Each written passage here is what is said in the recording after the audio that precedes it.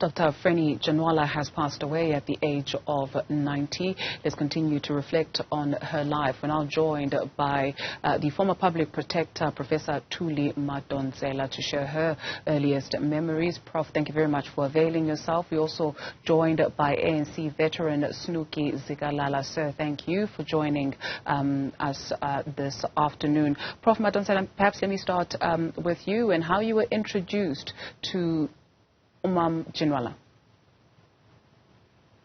Greetings and to the viewers. Thank you for the privilege.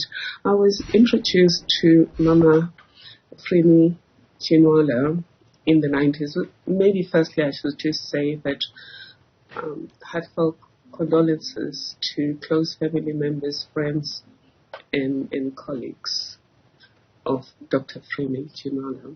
I was introduced to her in the early 90s, soon after the ANC was unbanned and its members came from exile.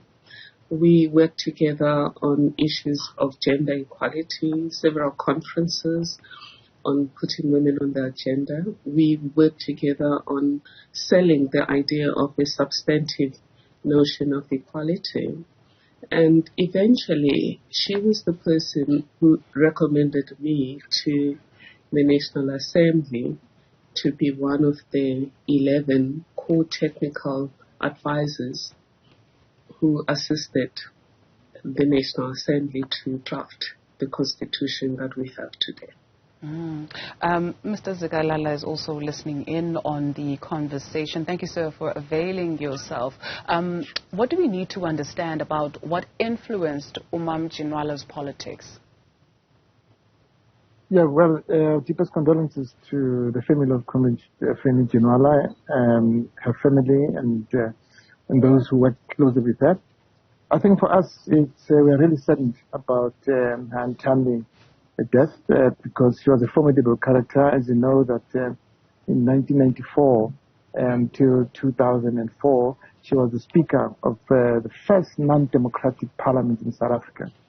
Now, for her to transform the whole parliamentary system, which was racist and which divided people according to national groups, to make it a non-democratic parliament, it was not easy.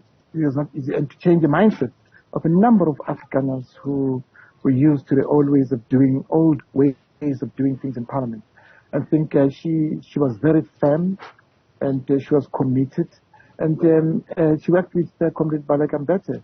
I think Baleka Mbete used to say to us, actually, when we celebrating her 90th birthday last year, which was organized by the Veterans League, and Comrade Frene Genwala mentioned that she used to be afraid of her because she made her cry most of the time because she was a perfectionist.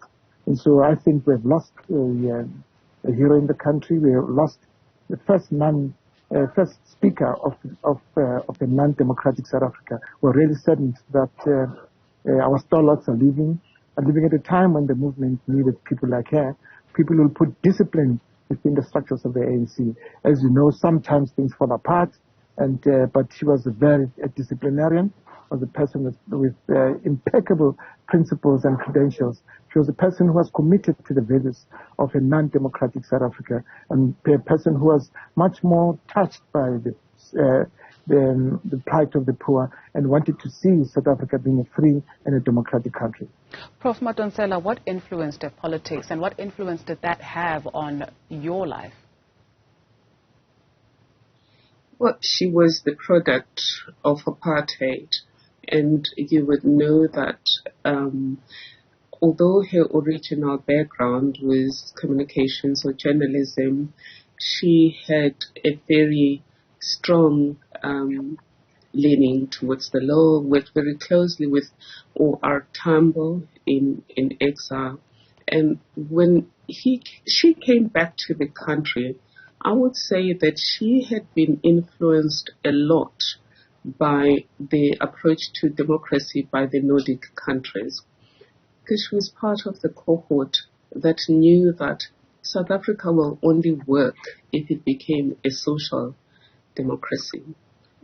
And therefore, her learning was a combination of socialism and capitalism, but looking at the role of government being not just to increase GDP, but the role of government being to transform society so that everyone's potential is freed, so that the structural foundations that had been created in South Africa under colonial leaders such as Cecil John Rhodes and apartheid leaders such as Verwoerd would be dismantled and new structural foundations would be created that free the potential of each person and restore to communities the ability to be self-sufficient.